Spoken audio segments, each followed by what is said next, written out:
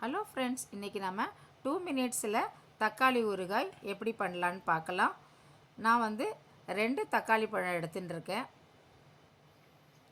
நல்லா வாஷ் பண்ணிவிட்டு நம்ம இந்த தக்காளி பழத்தை சின்ன சின்ன பீஸாக நம்ம கட் பண்ணி எடுத்துக்கலாம். இது மாதிரி கட் பண்ணி வச்சுருக்கேன். இப்போ நான் கடாயில் கொஞ்சம் நல்லெண்ணெய் விட்டுருக்கேன். நீங்கள் வேணும்னா கடலெண்ணெய் கூட விட்டுக்கோங்க. எண்ணெய் சூடான பிறகு கொஞ்சம் கடுகு, ஜீரகம் கொஞ்சம் போட்டிருக்கேன், பெருங்காயத்தூள்,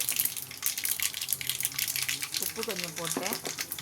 இப்போ நம்ம தக்காளி பழத்தை எடுத்து போட்டுடலாம்.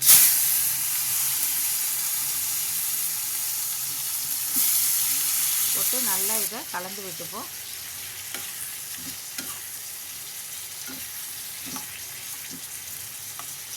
இப்போ நல்லா வெந்துட்டுருக்கு.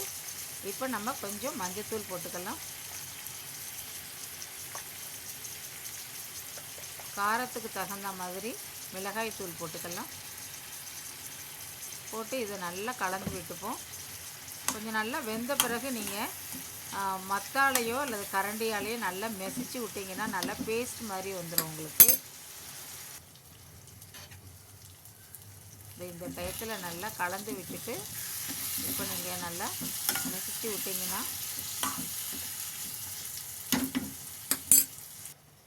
இது மாதிரி வந்துடும்.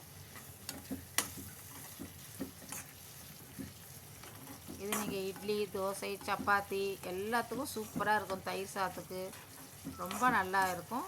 ஃபாஸ்ட்டாகவும் பண்ணிடலாம். இது சூப்பர் டேஸ்டான தக்காளி ஊறுகாய் ரெடி.